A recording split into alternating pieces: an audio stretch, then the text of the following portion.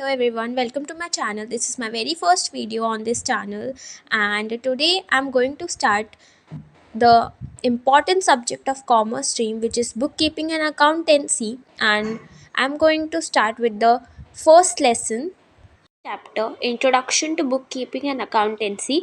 We are going to see first the introduction. Bookkeeping is related with recording of business transactions. Means the transactions are recorded in bookkeeping. Transactions means whatever give and take happens between two person or two parties is called as transaction, which can be in cash or in credit. अब cash और credit क्या होता है? ये होता है transaction के दो टाइप्स. तो वो टाइप्स हम देखेंगे आगे. तो usually monetary transactions are only recorded in bookkeeping. हम वो देखेंगे. मॉनेटरी ट्रांजैक्शंस मतलब जो ट्रांजैक्शंस कैश में होते हैं. अब ट्रांजैक्शंस के जो दो टाइप होते हैं, कैश और क्रेडिट, उसमें क्रेडिट को हम ये रिकॉर्ड नहीं करते the important thing that cash transactions are only recorded in bookkeeping. Business enterprise and other organizations deal in activities which involve exchange of money or money's worth. It means that business enterprise, and enterprise means a group of people. So, business of group of people and other organizations exchange of money या मनीज worth के activities में ही deal करते हैं. तो ये सारी activities क्यों होती हैं? ये सारी एक्टिविटीज़ इस वजह से होती हैं ताकि वो रिकॉर्ड कर सके अपने इम्पॉर्टेंट डिसीशंस को, देख सके कि आगे बिजनेस फीसिबल है, प्रॉफिटेबल है, या ये बिज़नेस कंटिन्यू करना चाहिए कि नहीं. तो बुक कीपिंग एक बहुत मेजर रोल निभाता है बिज़नेस के प्रॉफिट लॉस और भी बहुत सारी चीज़ें जानने के लिए. बुक कीपिंग क्यों की जाती है? ताकि हम फ्यूचर में अगर कोई ट्रांजैक्शंस में कोई प्रॉब्लम आ जाए या कोई इन्वेस्टिगेट करे, तो हम उसे एक प्रूफ के हिसाब से बुक कीपिंग दिखा सकते हैं कि हमने ये रिकॉर्ड किया है एंड ये ट्रांजैक्शन इस टाइम पर हुआ है. सो बुक कीपिंग इसीलिए की जाती है ताकि हम फ्यूचर रेफरेंस के लिए उसे रखें, ताकि अगर कभी फ्यूचर में काम आए या कोई प्रॉब्लम हो जाए तो हम प्रूफ के एक एविडेंस के तौर पर हम बुक कीपिंग जो हमने करके रखी है वो हम दिखा सके.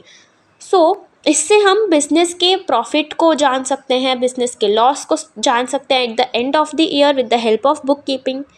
सो information about the business and other organizations is required not only by the operators and managers of business and other organizations, but also various other stakeholders such as government, investors, customers, employees and researchers. तो जो information हमारा book keeping से मिलती है वो सिर्फ organisation के लिए या मैनेजर ऑफ द बिजनेस के लिए ही इम्पॉर्टेंट नहीं है, बट और भी लोगों के लिए, जैसे स्टेक होल्डर्स के लिए, गवर्नमेंट के लिए, इन्वेस्टर के लिए, कस्टमर के लिए, एम्प्लॉय के लिए और रिसर्चर्स के लिए, इन लोगों के लिए भी बुक कीपिंग बहुत एक मेजर रोल निभाता है. अब हम देखेंगे इवोल्यूशन ऑफ अकाउंटिंग. तो इंडिया में चंद्रगुप्त मौर्य के जो रिजाइम मतलब रूल में मिनिस्टर कौटिल्य ने एक बुक लिखी थी जिसका नाम था अर्थशास्त्र. तो अर्थशास्त्र का मतलब आप लिख के ले सकते हैं. अर्था का मतलब होता है वेल्थ और शास्त्र का मतलब होता है साइंस. वेल्थ मतलब हमारी जमा पूंजी आप कह सकते हैं, और साइंस तो आपको पता ही है. तो अर्थशास्त्र का पूरा मीनिंग होता है वेल्थ और science, where in some references can be traced regarding the way of maintaining accounting records. Afterwards it was called as देशीनामा. सो ये जो बुक मिनिस्टर कौटिल्य ने लिखी थी जिसका नाम था अर्थशास्त्र, उसमें हमें अकाउंट्स कैसे मेंटेन करने चाहिए इसके बारे में कुछ रेफरेंसेस दिए हुए थे. तो वो बुक को लेटर नाम क्या दिया गया? देशीनामा. आप लोग अंडरलाइन कर सकते हैं इम्पॉर्टेंट वर्ड्स को, बिकॉज ये बहुत इम्पॉर्टेंट होते हैं, आ सकते हैं, ये एक फिलअप फॉर्म में आ सकते हैं. So now in earlier time of civilization, accounting was done by agents who managed the properties of wealthy people. So, जो पुराने वक्त में जो वेल्दी पीपल होते थे उनके अकाउंटिंग किसके कौन करता था, तो वो एजेंट्स करते थे जो वेल्दी पीपल्स की प्रॉपर्टी जो होती है उससे संभालते थे। और they prepared accounts periodically for the owners of property. तो वो लोग पीरियोडिकली अकाउंट्स को प्रिपेयर करते थे, रखते थे ओनर्स, प्रॉपर्टी के ओनर्स के लिए, ताकि वो लोगों को अगर कभी भी चाहे तो वो देख सकते हैं। तो records of debit and credit were found in 12th century itself. तो इसका मतलब क्या, डेबिट और क्रेडिट के जो रिकॉर्ड्स थे उन्हें 12th सेंचुरी में ही ढूंढा गया। डेबिट और क्रेडिट क्या होता है वो भी हम आगे देखने वाले डिटेल में। So now in the year 1494 Luca de Bargo Pacioli and Italian merchant introduced double entry bookkeeping system। सो ये लाइन बहुत ज़्यादा इम्पॉर्टेंट है, इसलिए मैंने अंडरलाइन करके रखी है। ये लाइन आप 1494 से करके रखिए, बिकॉज ईयर बहुत इंपॉर्टेंट होता है। यहाँ तक आप लोग अंडरलाइन करके रखिए, बहुत ज़्यादा इंपॉर्टेंट लाइन है। Double entry book keeping system किसने इंट्रोड्यूस किया, लूका दे बार्गो पैकियोली ने, और कौन से ईयर में, तो वो 1494 में। ये आपको फिलअप के फॉर्म में भी आ सकता है, वन लाइन सेंटेंस में भी आ सकता है, बहुत ज़्यादा इम्पॉर्टेंट है ये।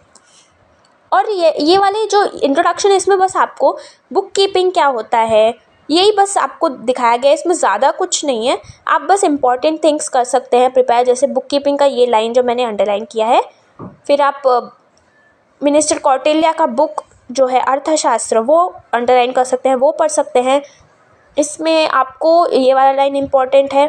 इसमें आपको बस फिलअप्स टाइप क्वेश्चंस मिलेंगे इन इंट्रोडक्शन, बाकी कुछ नहीं। बाकी ये इंट्रोडक्शन इतना ही है। तो बस ये क्यों दिया था आपको, बुक कीपिंग क्या होता है वो समझने के लिए। तो आज हम इतना ही करेंगे, एंड अगले वीडियो में हम meaning and definition meaning, features, objectives और आगे जो भी हैं वो हम अच्छे से देखेंगे। बस इंट्रोडक्शन में आप वो जो मैंने अंडरलाइन करके दिया वो ही बहुत इंपॉर्टेंट है, वही आप कीजिए। बाकी एक बार आप पूरा रेफरेंस कर लीजिएगा। Thank you.